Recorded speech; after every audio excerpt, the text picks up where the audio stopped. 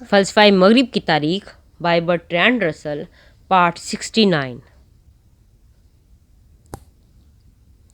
ابتدائی تحریک آزادی فکری اور معاشی پہلوؤں میں انفرادیت پسند تھی، مگر جذباتی یا اخلاقی امور میں حد ادعیٰ نہیں تھی۔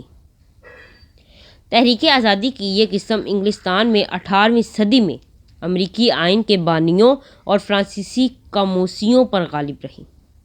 انقلاب فرانس کے دوران اس کی نمائندگی اعتدال پسندوں نے کی۔ ان میں گرونڈی بھی شامل تھے، لیکن ان کے ہاتھ سے یہ فرانسیسی سیاست سے ایک نسل تک غائب رہی۔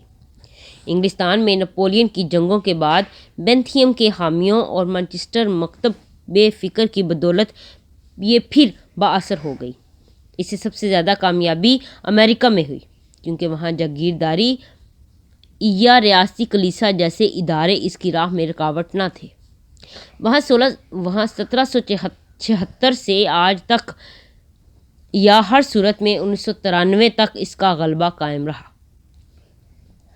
تحریک آزادی سے متضاد ایک نئی تحریک آہستہ آہستہ پلتی رہی، جس کی ابتدا روسو سے ہوتی ہے اور رومانوی تحریک اور قومیت کے اصول سے تقویت پاتی ہے۔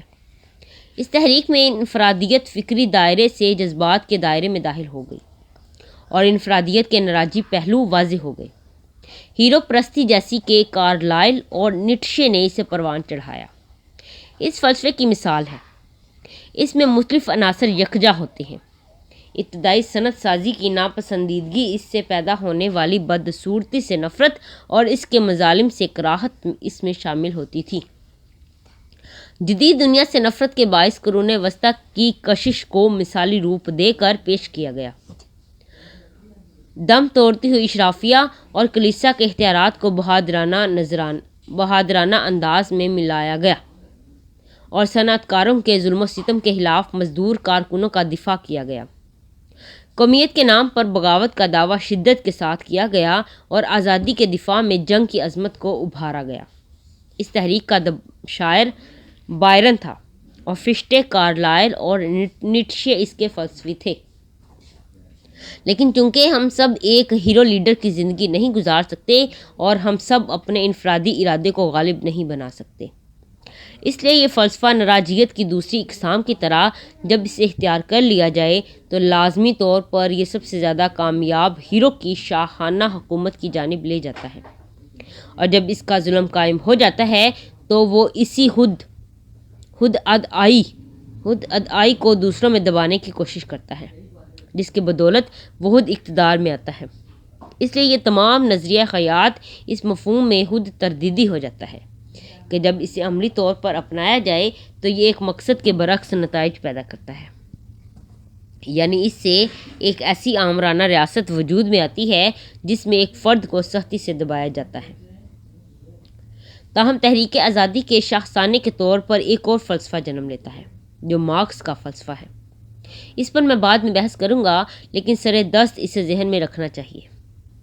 تحریک آزادی کے فلسفے کا پہلا جامع اظہار لاک کے ہاں پایا جاتا ہے، جو اگرچہ جدید عظیم فلسفیوں میں شمار نہیں ہوتا مگر وہ سب سے زیادہ بااثر ہے۔ انگلستان میں اس کے نظریات کی اس وقت کے ذہین ترین لوگوں کے خیالات سے اتنی مکمل ہم آہنگی تھی کہ ان کے اثر کی نظریاتی فلسفے کے علاوہ نشاندہی کرنا مشکل ہے۔ اس کے برعکس فرانس میں جہاں یہ موجودہ حکومت اور ڈیکارٹ کے غالب نظریے کی عملی مخالفت کی طرف لے گئے تو وہاں یہ واقعات کی راہ کا رخ پھیرنے میں بہت کامیاب رہے۔ یہ ایک عام اصول کی مثال ہے، یعنی جو ایک فلسفہ خود ایک ایسے ملک میں جنم لیتا ہے جو سیاسی اور معاشی لحاظ سے ترقی یافتہ ہو تو وہ وہاں غالب آراء کی وضاحت کرنے اور انہیں ترتیب دینے کے علاوہ کچھ نہیں کرتا، اور یہی فلسفہ کسی اور جگہ انقلابی جوش و خروش کا ماخذ بننے اور بالآخر حقیقی انقلاب کی صورت میں رونما ہو سکتا ہے۔ ایسا بیشتر نظریہ سازوں کے ذریعے ہوتا ہے کہ ان کے اقوال و خیالات ترقی یافتہ ممالک میں پالیسی مرتب کرتے ہیں تو ان کا علم کم ترقی یافتہ ممالک کو ہوتا ہے۔ ترقی یافتہ ممالک میں عمل نظریے کو جنم دیتا ہے، جبکہ دوسرے ممالک میں نظریہ عمل کو جنم دیتا ہے۔ دیگر وجوہات کے علاوہ یہی فرق اس بات کا سبب بنتا ہے کہ بیرونی ممالک سے لائے گئے تصورات کیوں شاذ و نادر ہی کامیاب ہوتے ہیں، جیسے کہ ان ممالک میں جہاں وہ جنم لیتے ہیں۔ لاک کے فلسفہ پر غور کرنے سے پہلے آئیے ہم 17ویں صدی میں انگلستان کے حالات پر ایک نظر ڈالیں جو اس کی آراء تشکیل دینے پر مؤثر ثابت ہوئے۔ خانہ جنگی میں بادشاہ اور پارلیمنٹ کے تنازع نے انگریزوں کو ہمیشہ کے لیے دو سبق دیے، ایک سمجھوتے اور اعتدال کی محبت، اور دوسرے کسی نظریے کو اس کے منطقی انجام تک لے جانے کا خوف جو اب تک ان پر چھایا رہا۔ وہ اصول جن کی خاطر طویل پارلیمنٹ نے جدوجہد کی، ابتدا میں اکثریت ان کی حامی تھی۔ وہ چاہتے تھے کہ بادشاہ کا تجارتی اجارہ داریوں کا حق ختم کر دیا جائے، اور وہ یہ تسلیم کر لے کہ ٹیکس لگانے کا حق بلا شرکت غیر پارلیمنٹ کا ہو۔ وہ چرچ آف انگلینڈ کے اندر ہی آراء اور اعمال کی آزادی چاہتے تھے جنہیں آرک بشپ لارڈ پامال کر رہا تھا۔ وہ چاہتے تھے کہ پارلیمنٹ کے اجلاس طے کردہ وقفوں کے بعد ہوں، اور نہ ان موقعوں پر جبکہ بادشاہ اپنی حمایت حاصل کرنے کے لیے ایسا کرنا ناگزیر خیال کرے۔ انہیں من مانی گرفتاریوں اور مصنفین کی شاہی خواہشات کی اطاعت پر اعتراض تھا، بلکہ بیشتر جو ان مقاصد کی خاطر احتجاج کے لیے تیار تھے وہ بادشاہ کے خلاف جنگ نہیں کرنا چاہتے تھے، کیونکہ ان کے خیال میں ایسا کرنا بغاوت اور عیب کرنے کے مترادف ہے۔ جب واقعی جنگ شروع ہوئی تو دونوں جانب قوتیں تقریباً برابر تھیں۔ خانہ جنگی کی ابتدا سے لے کر کرام ویل کی آمر بننے تک سیاسی ارتقاء نے ایسا راستہ اختیار کر لیا جو آج بہت مانوس معلوم ہوتا ہے، مگر اپنے وقت میں اس کی کوئی مثال نہ تھی۔ پارلیمنٹری پارٹی دو دھڑوں پر مشتمل تھی، ایک پریسیٹیرین اور دوسرا آزاد ممبران کا۔ پریسیٹیرین چاہتے تھے کہ ریاستی کلیسا قائم رہے لیکن بشپ کے عہدے ختم کر دیے جائیں۔ آزاد ممبران بشپ کے معاملہ میں تو ان کے ہم نوا تھے، لیکن یہ چاہتے تھے کہ ہر اجتماع کو اس کی اجازت ہو کہ وہ اپنی دینیات چنے اور اس میں مرکزی کلیسائی حکومت کوئی مداخلت نہ کرے۔ پریسیٹیرین آزاد ممبران کی بنسبت اونچے معاشرتی طبقے سے تعلق رکھتے تھے اور ان کی سیاسی آراء زیادہ اعتدال پسندانہ تھیں۔ جب بادشاہ کی شکست نے اسے مصالحت کرنے پر مجبور کر دیا تو پریسیٹیرین بادشاہ سے صلح کرنے پر آمادہ تھے، تاہم ان کی پالیسی دو مختلف قسم کی صورتحال کے باعث ناممکن ہو گئی۔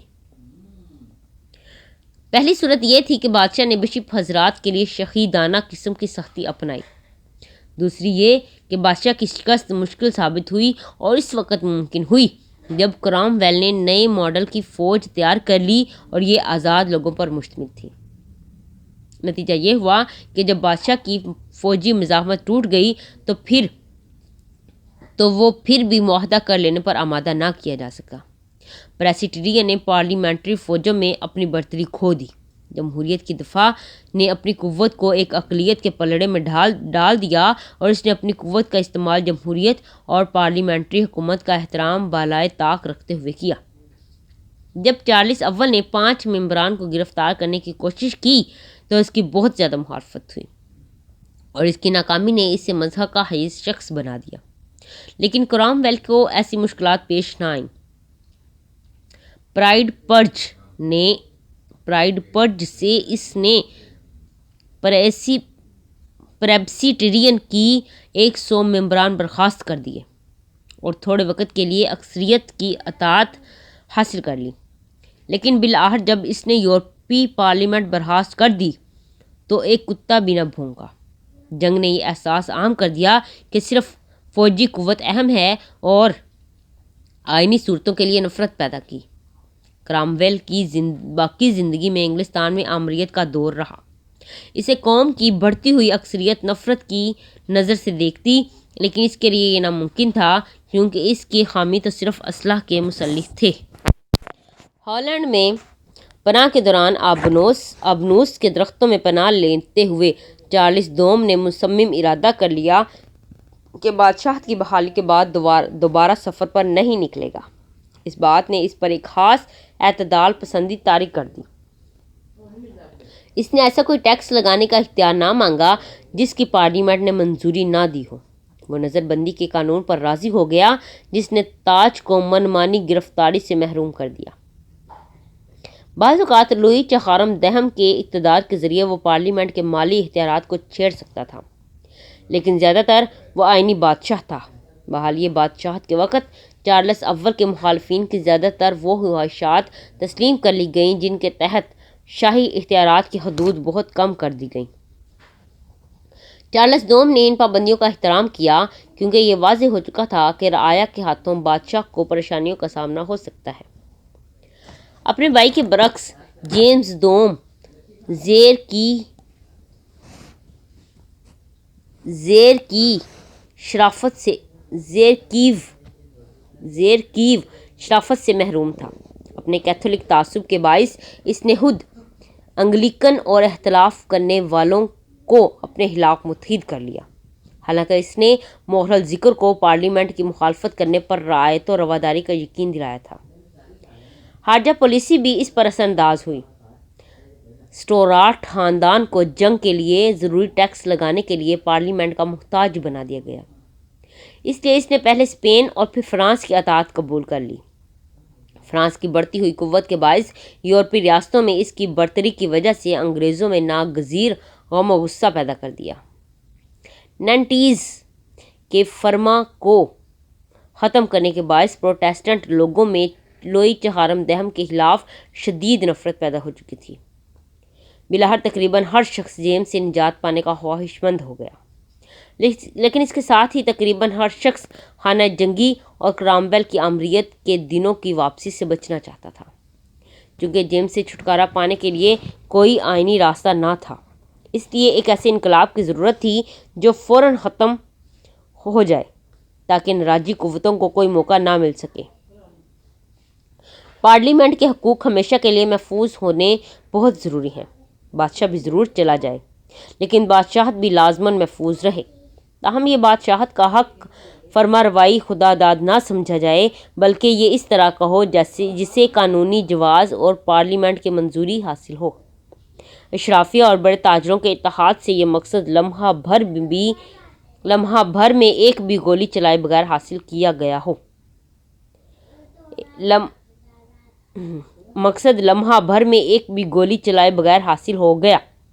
سمجھوتہ اور اعتدال پسندی کامیاب رہے۔ ہر قسم کی انتہا پسندی آزمانے اور اس کی ناکامیوں کے بعد ایسا ہونا ممکن ہوا۔ نیا بادشاہ پرتگیزی ہونے کے باعث اپنے ساتھ دینی اور تجارتی دانائی لایا، جس کے لیے یہ ملک مشہور تھا۔ بینک آف انگلینڈ کی تخلیق ہوئی۔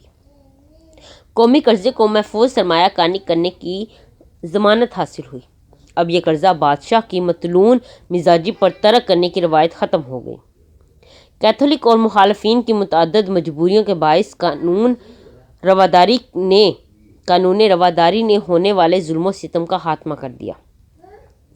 خارجہ پالیسی سختی کے ساتھ فرانس کے خلاف بنائی گئی اور یہ مختصر وقفوں کے ساتھ نپولین کی شکست تک جاری رہی۔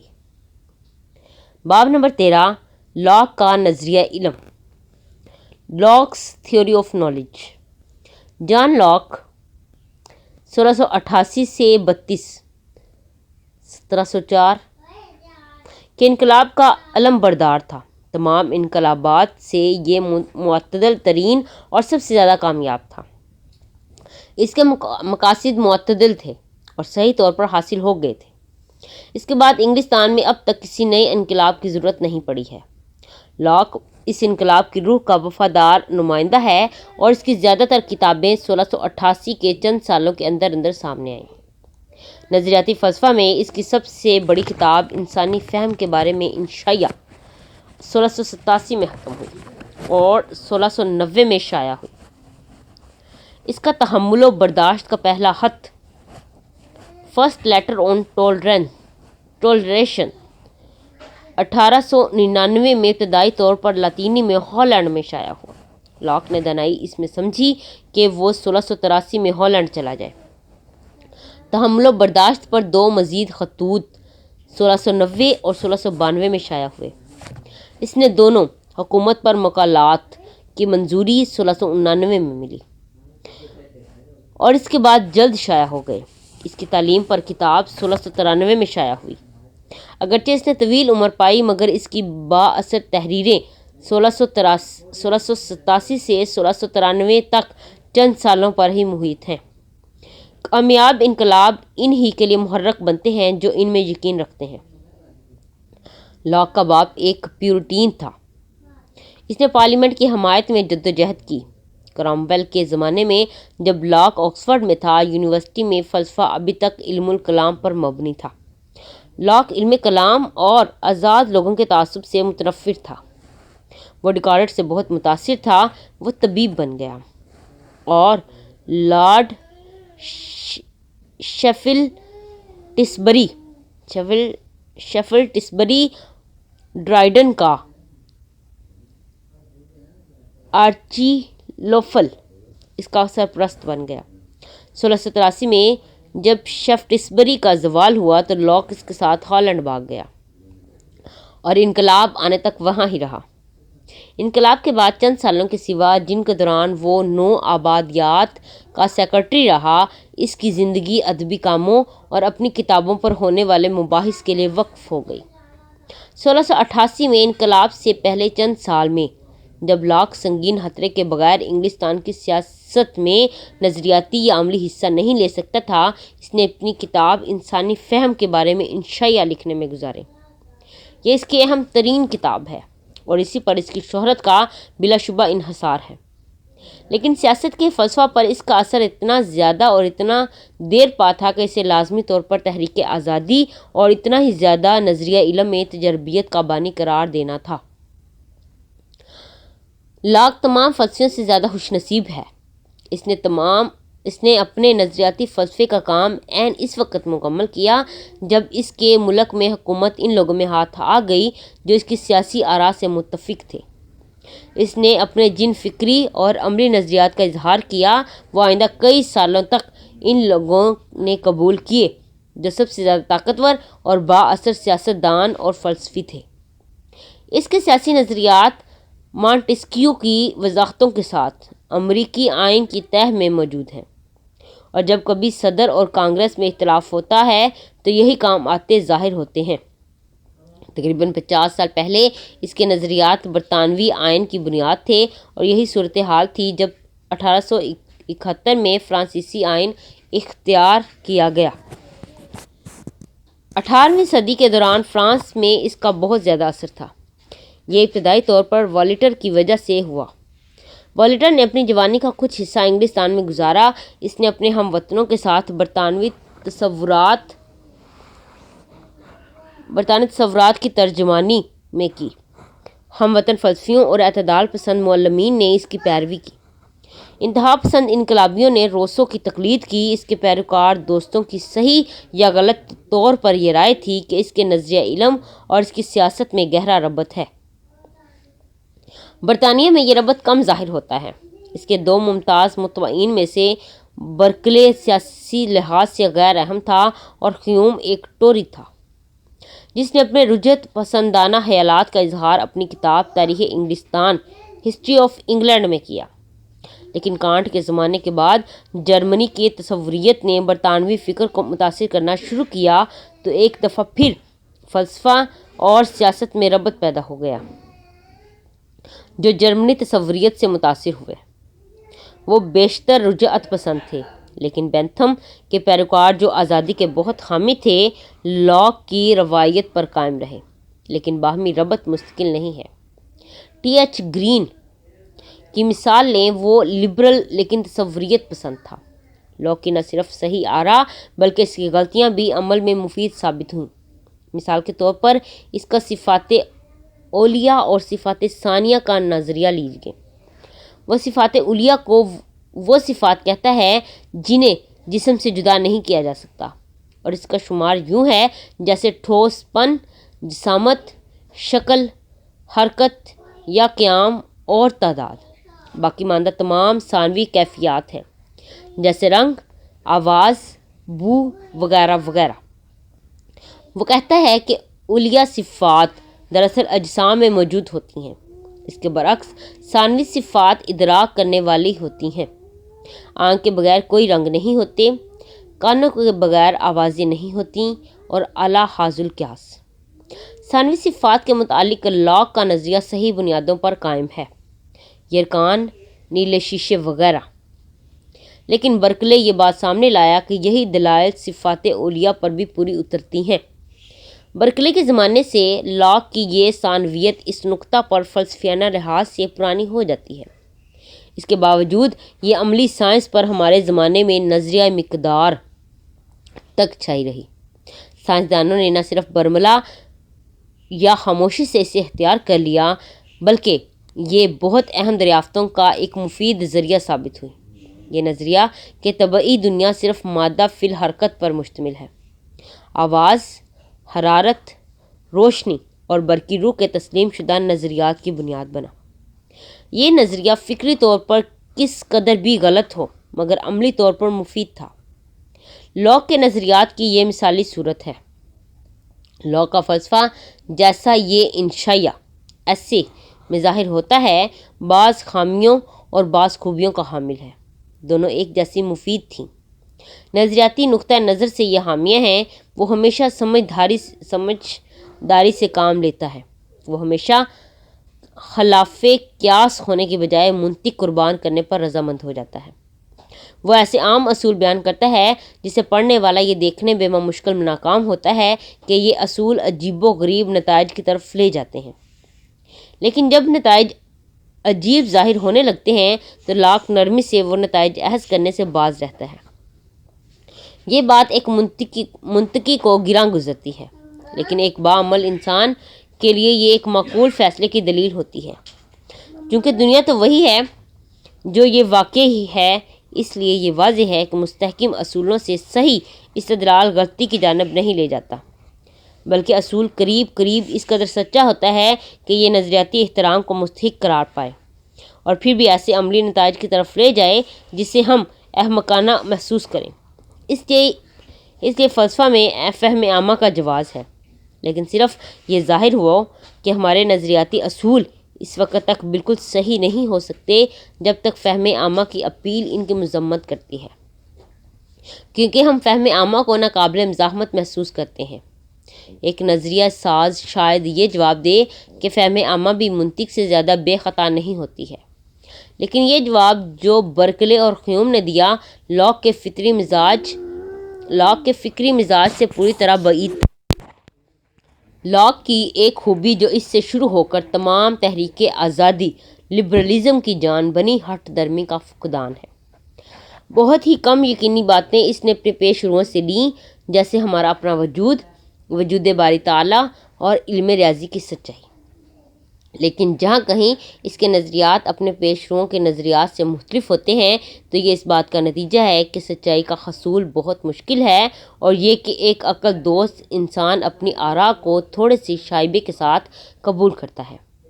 ظاہر ہے کہ ذہن کا یہ مزاج مذہبی رواداری، پارلیمانی جمہوریت کی کامیابی، آزاد تجارت اور آزادی کے مقولوں سے وابستہ ہے۔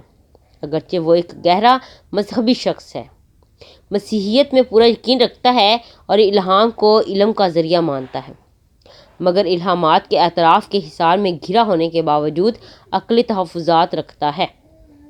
ایک موقع پر وہ کہتا ہے، عقل سے الہام کا جائزہ لینا ضروری ہے، یوں آخر میں عقل برتر رہتی ہے۔ اس سلسلے میں جوش کے بارے میں باب سبق آموز ہے۔ ان دنوں جوش کے وہ معنی نہیں تھے جو آج سمجھے جاتے ہیں۔ اس کے معنی کسی مذہبی رہنما یا اس کے متقدمین کے بارے میں القائے ربانی کا گمان تھے۔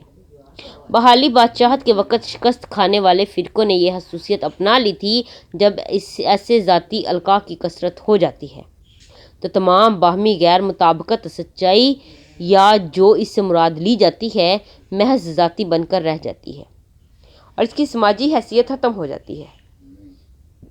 سچائی کی محبت جسے لاک لازمی قرار دیتا ہے، اس محبت سے قطعی مختلف ہے جو کسی ایسے خاص نظریے سے ہوتی ہے جسے سچائی سمجھ کر اس کا اعلان کیا جاتا ہے۔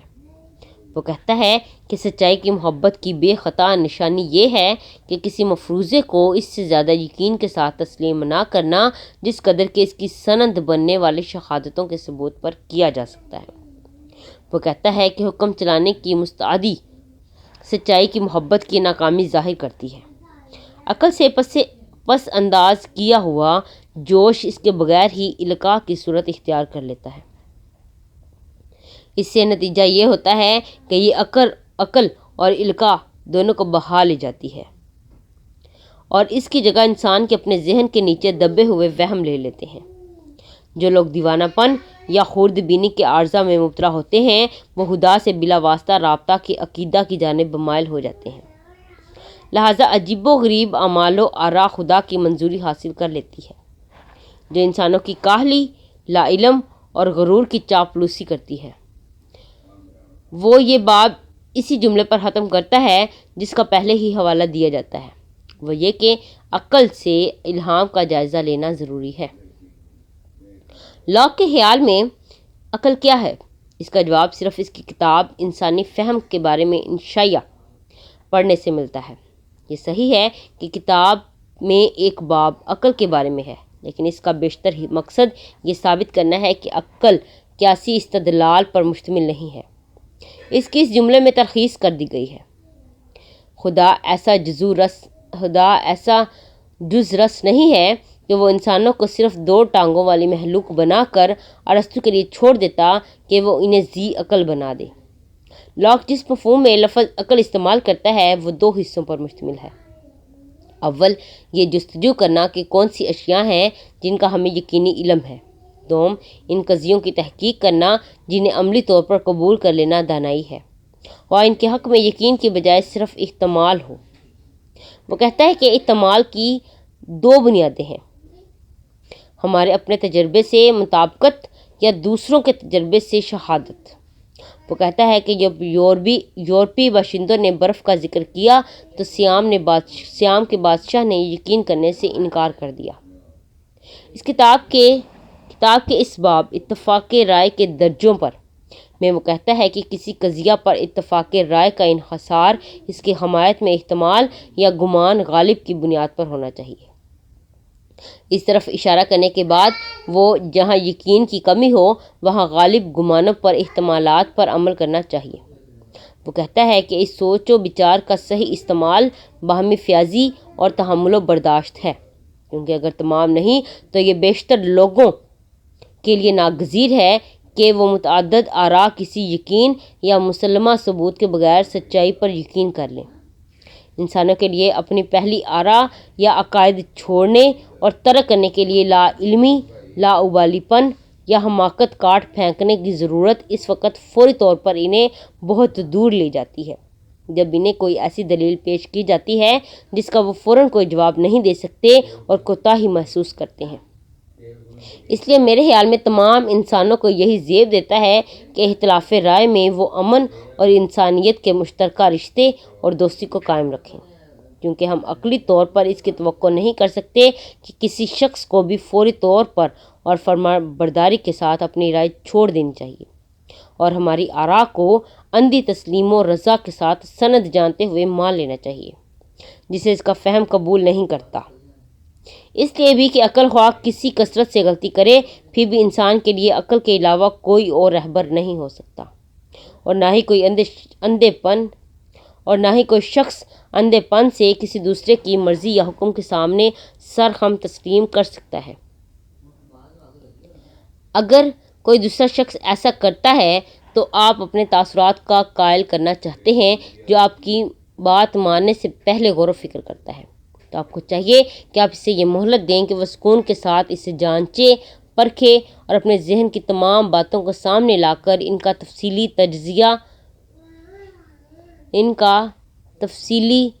تجزیہ کرے تاکہ موازنہ کر کے یہ دیکھ سکے کہ کون سی بات فائدہ مند ہے۔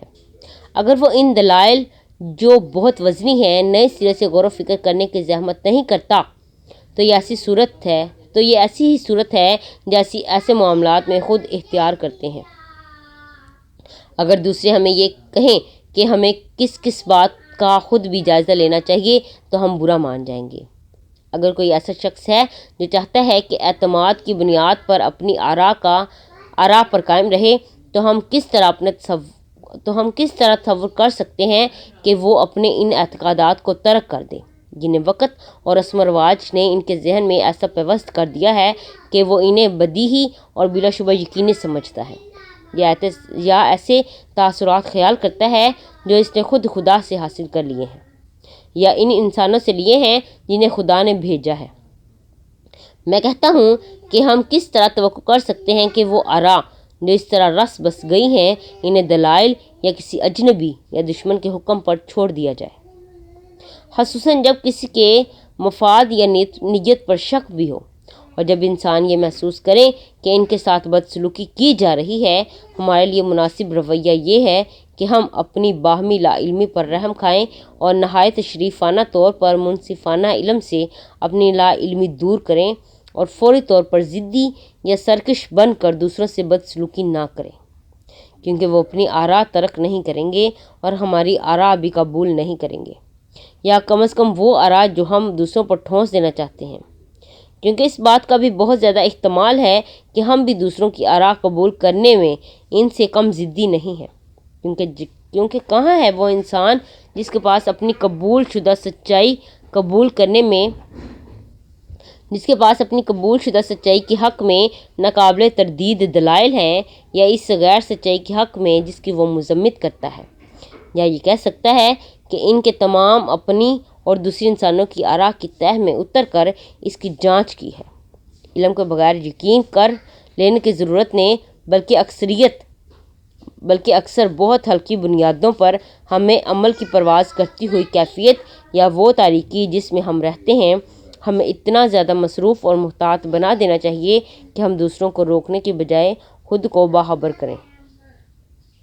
ضرورت اس بات کی ہے کہ ہم سوچیں کہ اگر انسان خود کو زیادہ سمجھائیں تو دوسروں پر اپنی آراء کم ٹھونسیں گے۔ انسانی فہم کے بارے میں انشائیہ کتاب چہارم باب 16 سیکشن 4۔